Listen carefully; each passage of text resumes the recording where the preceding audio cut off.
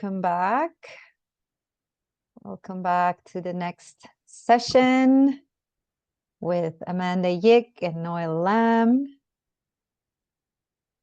And yeah, if you're showing up as Geeta Stillwell, just a quick reminder, you can change your name by going to the upper right corner of your little screen and click the 3 dots, and then you have the option to rename yourself. So if you want to do that, that would be great. All right, welcome Amanda, welcome Noel. Thank you so much for being here today with us, presenting. I'm just going to briefly introduce you, and then you can take it away. You should both be able to share your screen in case you need that. So Amanda is the founder of Shinrin-yoku Hong Kong, a trainer with the Association of Nature and Forest Therapy Guides and Programs. And she's also an award-winning and the most experienced bilingual certified forest therapy guide in Hong Kong. Since 2017, Amanda has focused on promoting forest therapy in Hong Kong by working with the corporate sector, universities, NGOs, eco-villages, and academic researchers. And Noel, after 3 decades in the financial services industry, Noel decided 10 years ago to leverage her professional and personal growth experiences to support passionate social change agents and organizations. Her goal is to help them materialize and amplify their impact for the collective well-being of Hong Kong. Noel is now the founder and CEO of Third Sector Connect, a social enterprise dedicated to partnering with social change agents and organizations to optimize their operations and build leadership capacity, all while maintaining authentic human connections. So Amanda and Noel, they will be discussing how forest therapy fosters inner development and how that is the missing piece in sustainability. Thank you again for being here, and the stage is all yours. Take it away.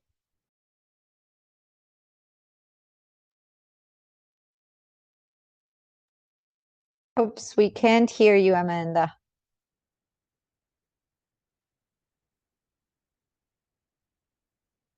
Welcome, everyone. Thanks for the introductions. Sorry about that. Can you hear me now? Yeah. Yes, yes. Perfect. Okay. Thank you. Thank you, Manuela, for that introduction. Thank you, Noel, for stepping in. And welcome to this session of forest therapy and how it fosters inner development. And we're calling it the missing piece in sustainability. And just by looking at this topic, there are a few components to this topic, and I'm very interested to see who everyone or what everyone is interested in most, out of these few topics: the forest therapy, inner development, and sustainability. If you would like to, maybe type in the chat and let us know which one is the word that really jumps out for you from this topic. And we're here together for 45 minutes. Me and Noel, we welcome any interaction. So if you want to type any comments or questions in the chat, we will keep an eye out for that and respond to that during our sharing today. Oh, thank you, Helen. Let's keep the interaction coming in. We love that. So with these core elements, I would like to start with sustainability. And there are many different kinds of definitions on sustainability. And I wonder, what does sustainability mean to you personally? And maybe this is not a question you need to answer right now, but that's what my curiosity lies in. So I'm not so interested in the academic or the technical definition of sustainability, but if you get to define sustainability, how would you define it? I would, usually come up with images when I think about something. And when I think about sustainability, the image that comes to me is oftentimes a forest. But if I have to fall back on a more kind of well-researched and well-defined, well-worded definition, this is the definition, the one that I'm going to share is one that I like more recently. And it says that sustainability is the integration of environmental health, social equity, and economic vitality in order to create thriving, healthy, diverse, and resilient communities for this generation and generations to come. And the practice of sustainability recognizes how these issues are interconnected and require a system approach and an acknowledgement of complexity. So there's a lot of different concepts and ideas in there. It's a definition put together by the UCLA Sustainability Committee. Within this pretty wordy definition, there are a few words that stood out for me, and they are thriving, healthy, diverse, and resilient communities for generations to come. So these words, thriving, healthy, diverse, and resilient, these are actually all words that we often use to describe nature, to describe ecosystems, or what David Abram has coined as the modern human world. So that kind of takes me into a discussion of forest therapy. We know that spending time, I believe that, those who are on this call today, believe that most of us know that spending time in nature is good for us, right? That's the origin of the practice of forest bathing in Japan decades ago, and perhaps the origin of how this practice is spreading across the world, maybe as a public health measure. Do we know, if I want to flip that question around, do we know if spending time in nature is also good for nature? If it's good for us, is it also good for nature? So introducing this relational perspective to forest therapy. If something is good for me, is that the end of the story? Or would I ask, is it good for the other side as well? I mean, asking it this way somehow it requires a little bit of a separation between humans and the modern human world. And some of us would think that, oh, but we're all part of nature. Yes, but we have come to a point in our, I guess, in our presence on Earth that, for many of us, we have lost track of that. We don't really live in a way that sees us as part of nature. So this practice of forest therapy, part of the magic is that it brings us back to that relationship. And I want to invite us all to start thinking whether forest therapy, in addition to being good for us, human beings, is it also good for nature? We have all heard of amazing stories of conservation, of really amazing acts of kindness by human beings who care for the earth. But the crisis that we're facing as humanity, right, as a group of people on Earth, is so big now with the recent hurricanes in Florida, wildfires across the world, and extreme heat and cold. I'm in Hong Kong, and we just had the hottest October ever on history.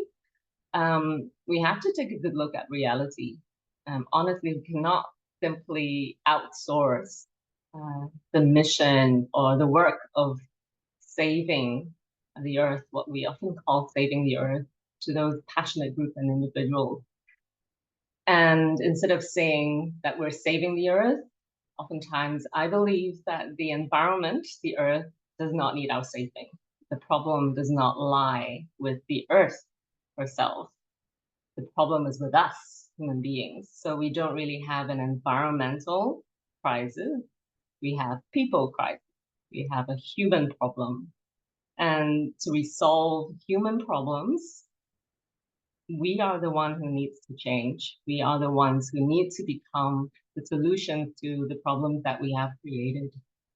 So for our world, our external environment to return to the state of balance, of sustenance, we need this balance and sustenance ourselves, within ourselves.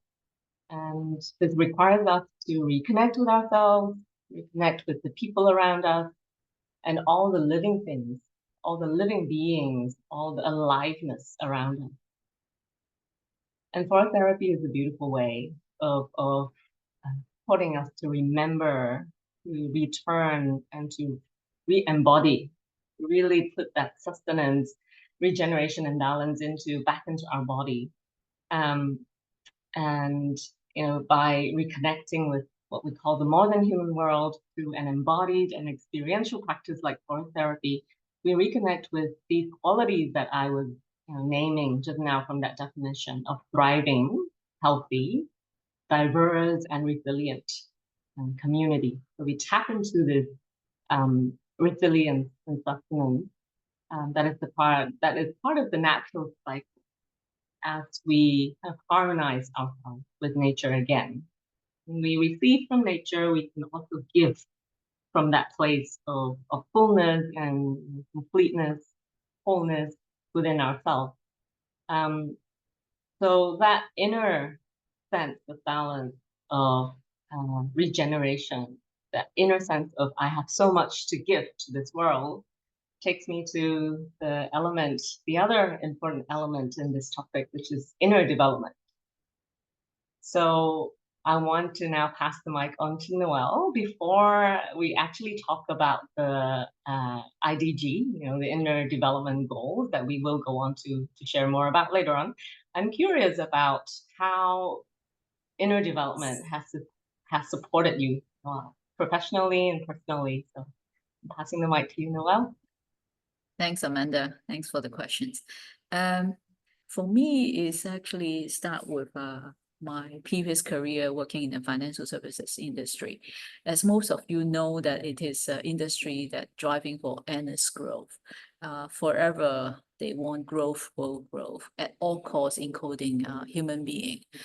So under this hyper pressure, especially under the organization restructuring, financial crisis, as well as the personal breakdown, so I start to look inwards that what actually inside me. So at first it was more or less like a simply reframing or mindset shift as a strategies to deal with those challenges and sometimes difficult colleagues. But as I continue this practice, I start to aware and become more sensitive to the importance to have the inner capacity to deal with unexpected and challenging situations, which is actually come to my first important journey is to search that what I want to do in life, meaning the life purpose, or what in the IDG terms is called inner compass, which actually helped me to see or curious to explore the possibilities, and eventually helped me to build up this courage to step out of my comfort zone, because I was in the industry for 30 years. So it is super comfort. But as I realized that what is the purpose of life, especially when I getting old, I really want to contribute to the society or the environment based on the knowledge and experience I gain from the sector, which is all good, but just that the mentalities and that drive for endless growth is actually not my value. This is actually I appreciate that experience, and that also bring me into the venture, which is building up social enterprise to serve NGO. Basically is organizations or people who serve the others, which I see is actually important social safety networks. So on a personal level, I see it is even more important to have that drive to look inward, to grow ourselves, because we have our next generation as our parents, and I see it is our responsibilities to improve ourselves, and also to do as a role model to our children, to show them, well, we have to build these capacities to understand ourselves, to build characters that would help us to be stronger and better in serving ourselves as well as serving the others. So I think it is especially important for us for myself as a parent, as well as for our friends here as a parents. I think inner growth is actually always a work in progress, Jenny. But I'm so pleased that in 2022, I encountered the inner development goal. It become, something relatively easy, digestible, and communicatable. So I'm happy to encounter this initiative, honestly.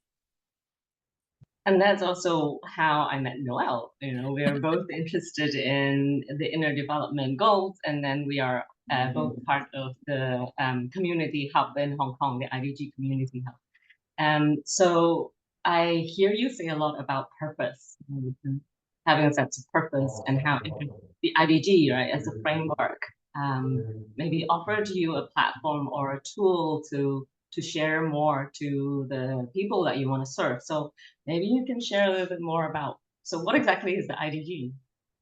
Yeah, IDG actually is a open source nonprofit initiative. It's a global movement. Today there are already over 600 hubs from over 70 countries. So the framework itself, when it's called framework, it actually have 5 pillars. So the first pillar is being, meaning the relationship with ourselves. Second pillar is thinking, referring to the cognitive skill. The third pillar is relating, referring to the caring for the others and environment. The fourth one is collaborating, where referring to the social skill. The last one is acting, meaning that the actions to drive changes. Now, under these 5 pillars, each pillars there are different skills or qualities that under the 5 of them. Altogether, there are 23 skills. I quickly go through them, and personally, I find it is actually very, very relevant to forest therapy, or at least I experience and observe that. Under being, we have something called inner compass, or generally we call it the life purpose. And this is actually how it brings me to leave the comfort zone as I see my life purpose. Secondly is the integrities and authenticities, meaning that because the value that we own, we actually do not mind, to face situations which may not be so comfortable. We are willing to be authentic, to stay value even though it is not too comfortable. Self-awareness, certainly we experience that presencing, openness and learning mindset. Certainly we can learn that from our nature.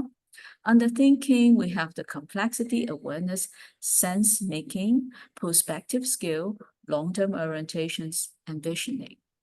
Under relating, for caring for the others and the environment, we believe that it is important that we appreciate ourselves as well as the others. Connectedness is doubtlessly, that's what we are experience now. Humanity, empathy, and compassion. Under collaborations, I think we all know, as a human being, having a proper communication skill is so important. And then given the complexity of today's, we need more co-creation skill to do things with the other, as well as an inclusive mindset. The world is getting flat. We have to work with people around the world. So having the intercultural competence, able to build trust, and the mobilization skill is also crucial under the collaboration pillar.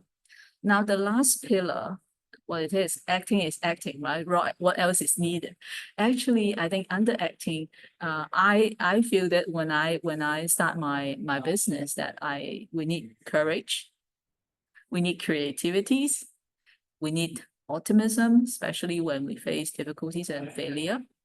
And the last one is important if we are driving our mission, not always is a glory day in front of us. So perseverance is the last skills under acting. So this is basically the framework. It is an open source, as I mentioned. I'm going to share in the chat room that the website of Inner Development Goal, you can find tons of details here on the website.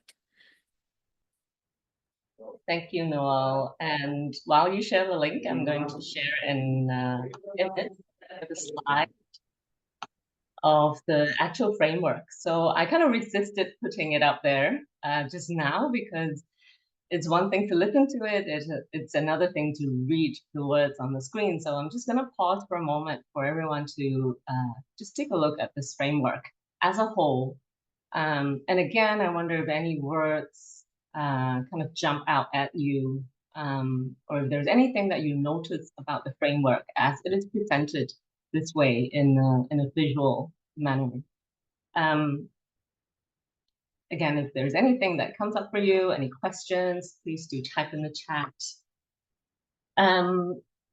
And so that's the IDG as it stands right now as a framework, and the qualities and skills. So we call these 5 dimensions, and then there are 23 skills underneath these 5 dimensions. This has been in place for how long now? Noel, how long has the IDG been in place? It officially launched in 2022, but actually it's not much more earlier, because it's a group of scientists as well as philanthropists come together in 2018, starting the idea.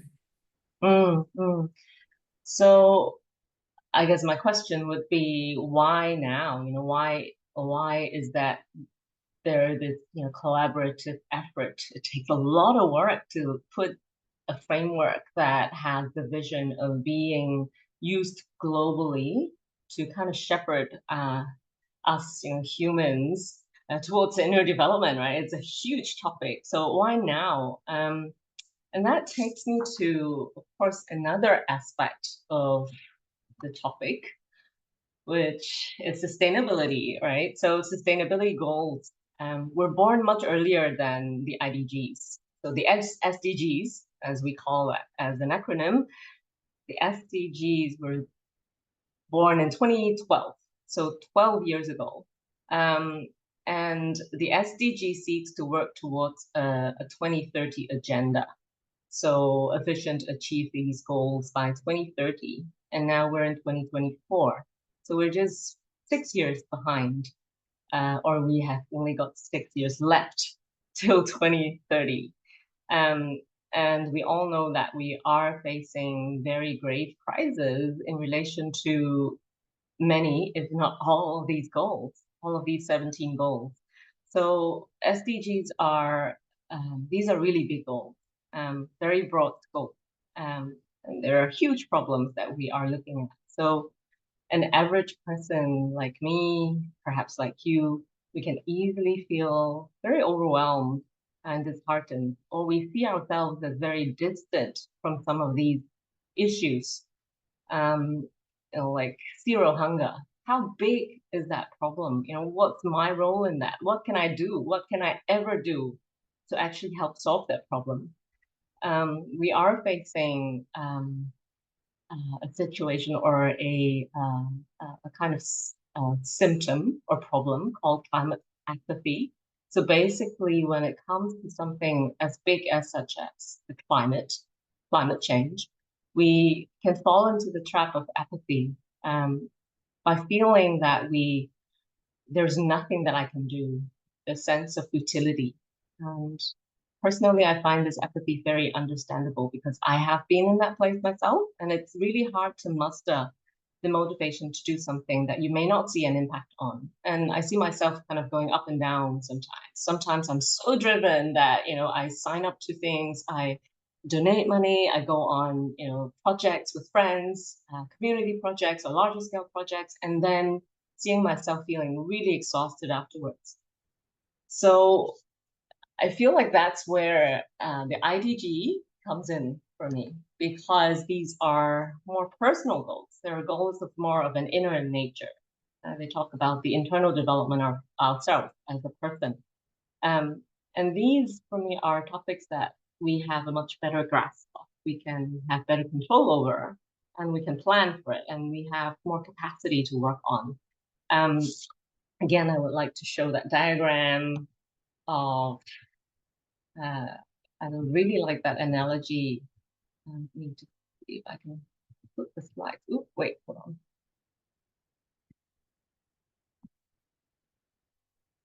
Apologies for being stuck on that slide for a few moments. I wanted to show another slide and it's not going there.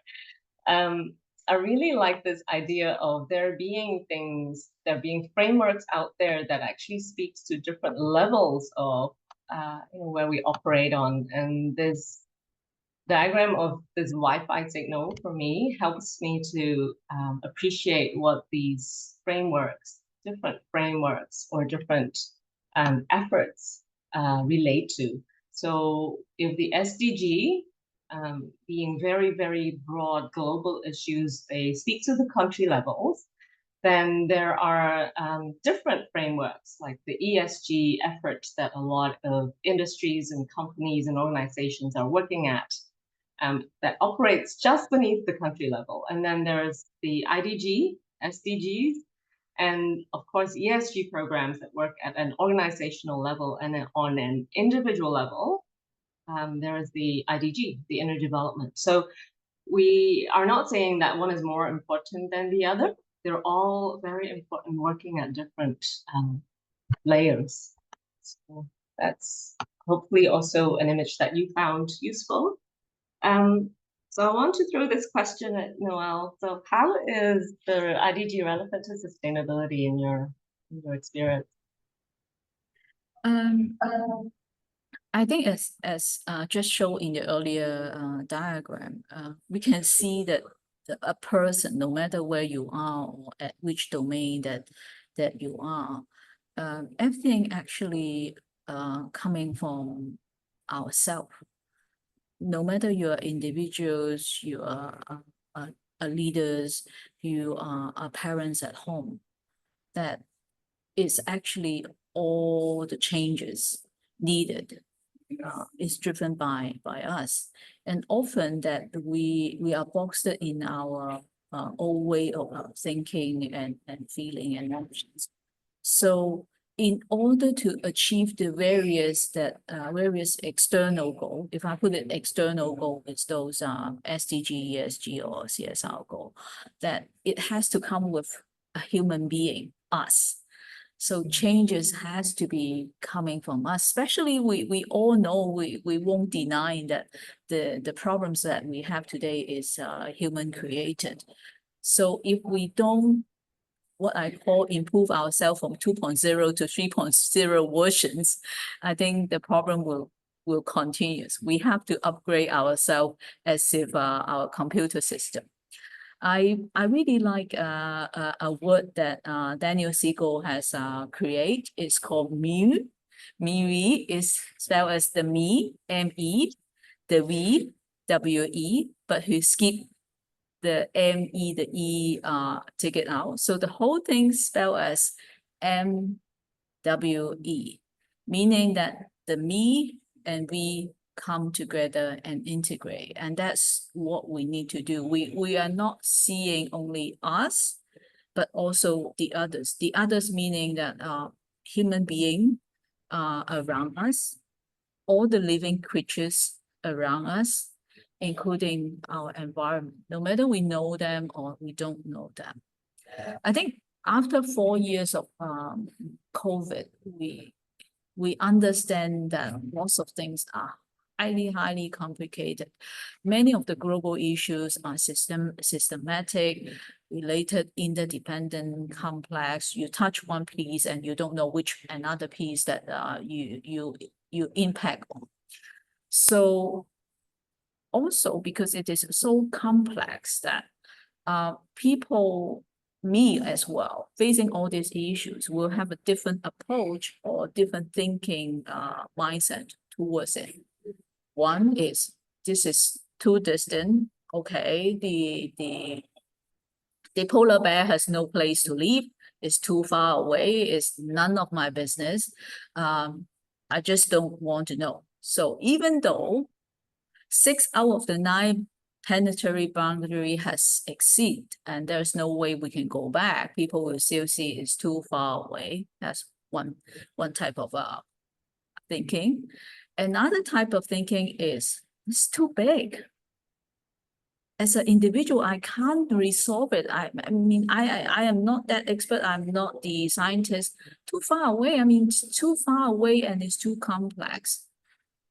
Another type of person could be very, very optimistic, because today we are talking about, we have a lot of advanced technologies, advanced science and AI, you know, all these, with all these technology, we can solve it. Is that true? Maybe. When will happen? We don't know. Okay.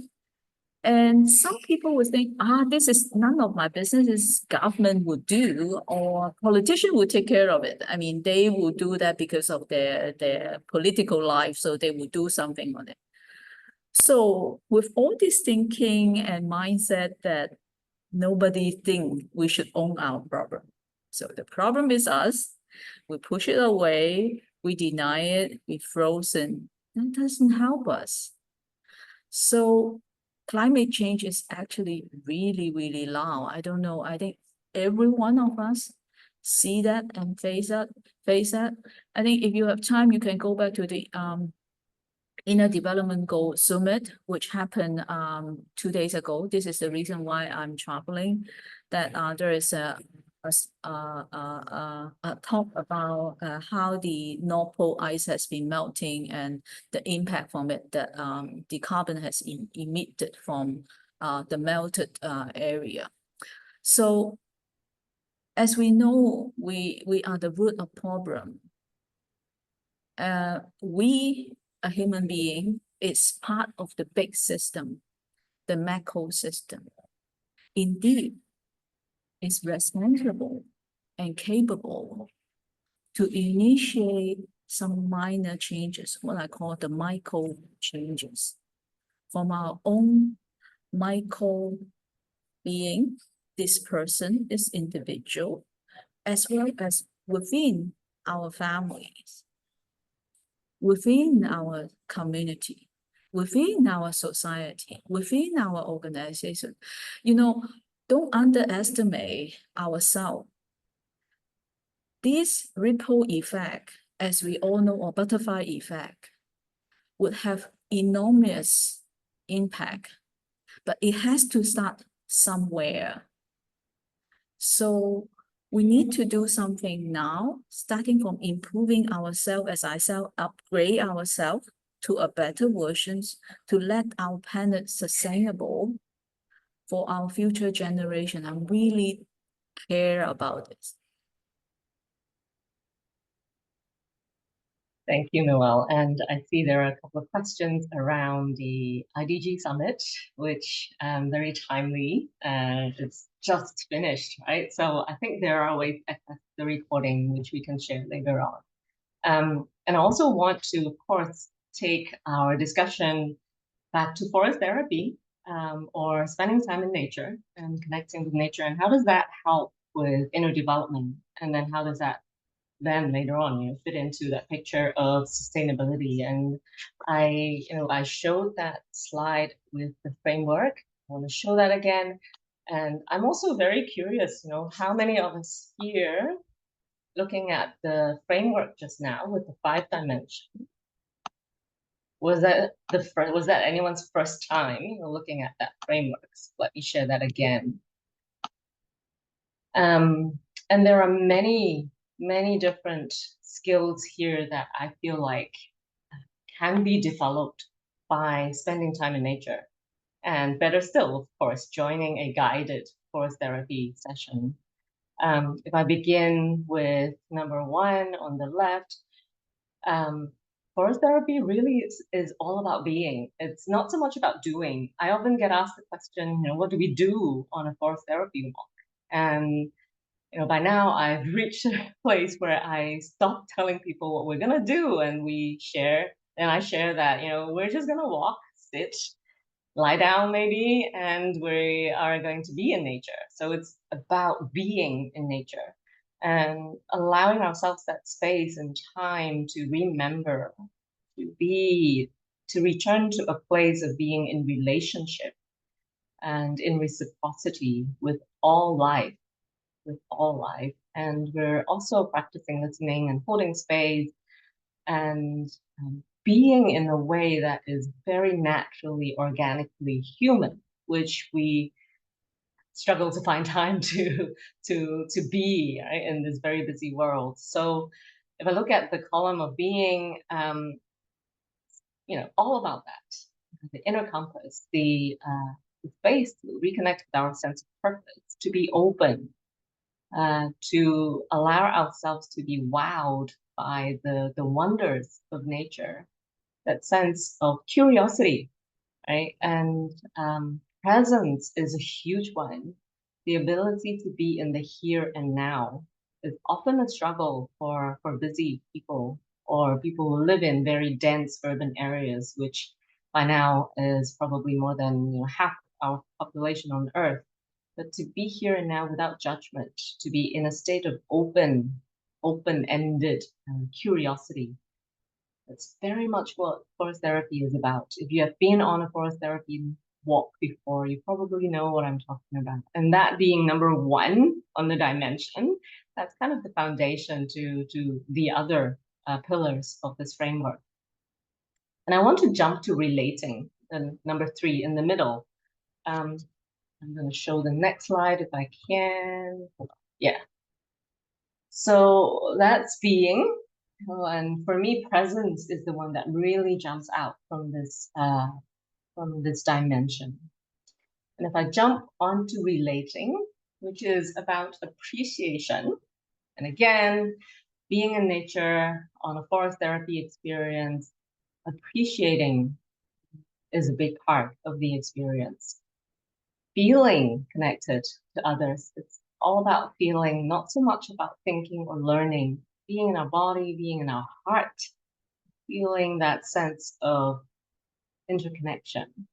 Humility that Noel also mentioned just now, that feeling of becoming a bit smaller, that we're not the center of all attention, we're not the center of the earth, but being smaller and appreciating that we come to be here, we come to live on this earth because of all the other living beings that makes up the ecosystem.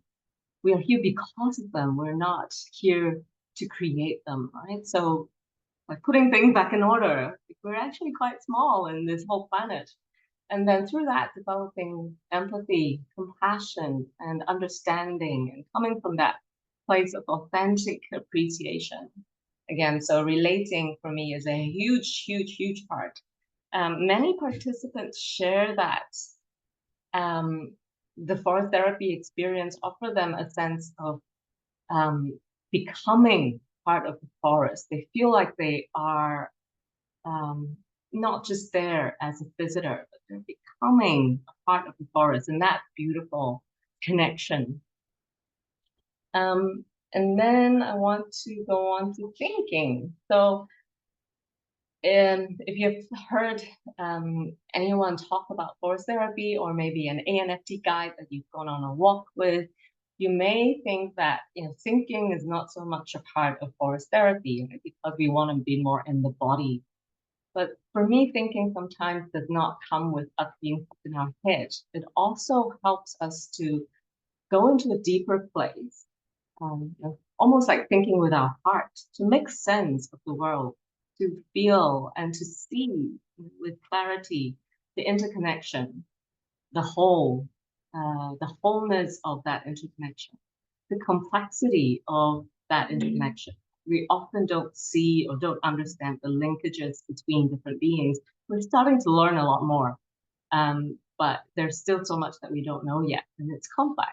And we can become aware of that complexity. And again, that helps us to put things in perspective, sometimes without us actively thinking.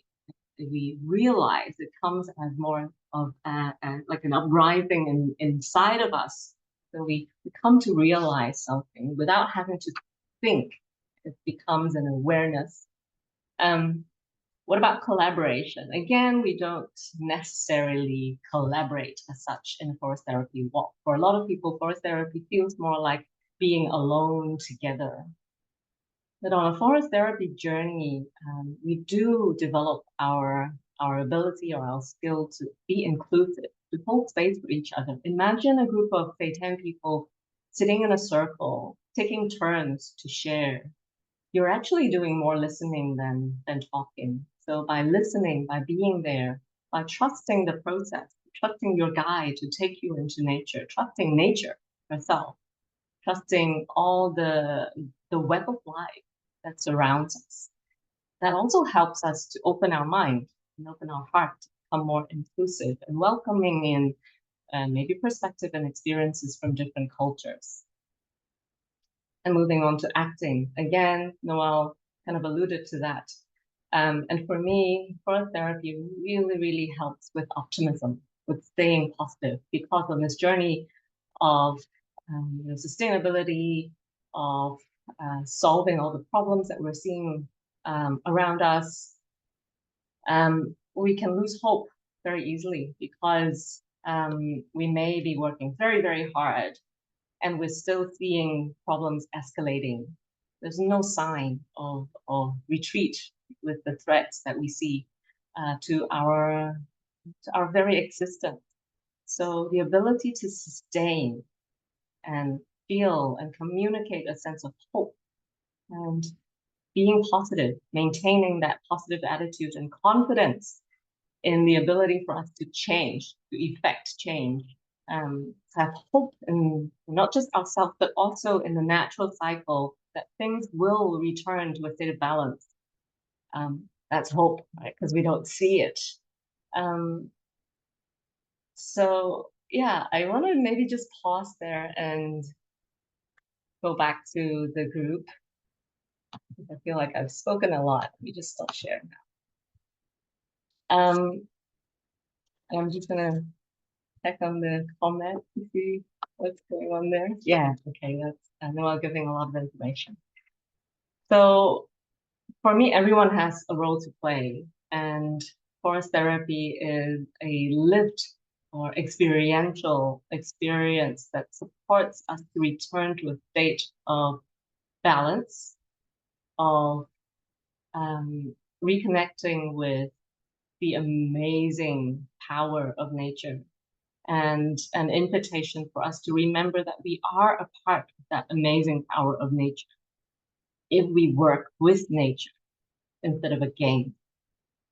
So I wonder, again, for you, Noel, if you have come across lessons of inner development yourself by being in nature. Countless, so many.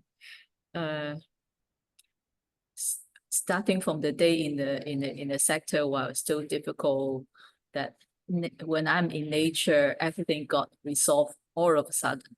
There's so many wisdom from the nature, and it's so timeless and it's always helpful. For me, it's most interestingly is when I walk in the nature, not even the problem got solved, which often is our mindset, our stubbornness and our ego, but also when I'm in nature, I have some very interesting ideas and solutions that ignite or emerge, or something I could learn from the nature when I observe them, to see how tree grow, to see how butterfly fly in a rainy day, how the insect actually work with each other. So all these, to me, they are my master. I really amaze and learn a lot from them. I don't know what will I be if I can't access nature. Yeah, yeah, I definitely echo that. Yeah. If we take a look at all the IDG skills underneath that framework, that 5 dimension, what would be one skill that you feel like is the most important, or a skill that you find being in nature really helps to cultivate? So if I begin, I think for me, the biggest skill that being in nature can help to cultivate within that framework is presence. Being in the here and now, and with the help, with the support of the modern human world, it becomes so much easier compared to being in a very stressful environment. So presence being the foundation of all of those skills, I find that being in nature is best to cultivate. There's one for you, Noel. Humanity, for sure. Yeah, humanity. Yes, I think our ego is far too big for us to control. We really have to. I really have to keep that close to my heart. Yeah.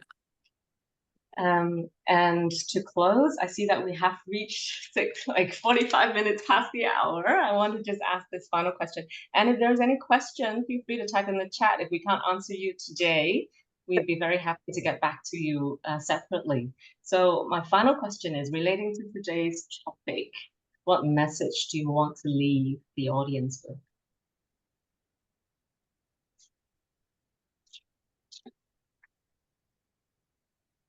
Amanda, I think there is a question for you in the chat, actually, from Yan.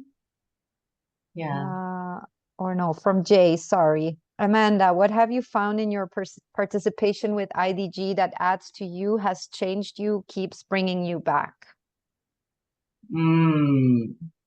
Well, I think definitely one of the, I guess one of my, the reason that I keep going back to IDG is definitely that sense of movement, that sense of a group of people working on something together to move things forward, that sense of momentum, that sense of this is something that is so important for our world today. So when the SDG came out, I remember that because I just completed my master's in business sustainability, and I was like, woohoo, there is this global movement now.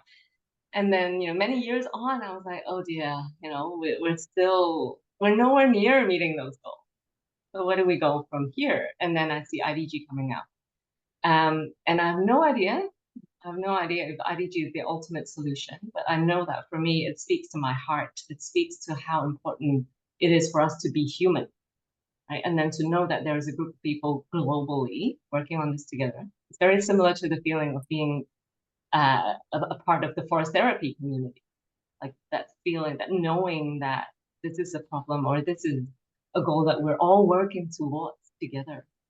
It gives me a sense of comfort and energy. So I hope that answered that question. Great, thank you. There are two more. So do either of you have other presentations on YouTube? I have enjoyed so much your wisdom. I'm new to ANFT. And just so you know, Ellen, all these presentations, recordings will be on our YouTube channel and we will share with everyone. But Amanda, Noel, do you have other presentations on YouTube? I do have a few podcasts in English. A lot of my work is in my native tongue, Cantonese, but I'm very happy to share those podcasts with you as well. How about you, Noel? Particularly regarding IDG, not much. It's actually more for, the recording is more for IDG Hong Kong, or I have another network which is called IDG Asia Wisdom Network. It's more for the network members where they have registered, because sometimes in the recording that we talk something quite deep, so we want to make sure that it's a person that we know that is in the community. If you're interested, you can actually let me know. I can grant you access to that recording. Great. Thank you so much, Amanda and Noel, for this wonderful presentation. I think people got a lot out of this. And thank you so much again for being here and sharing all your wisdom.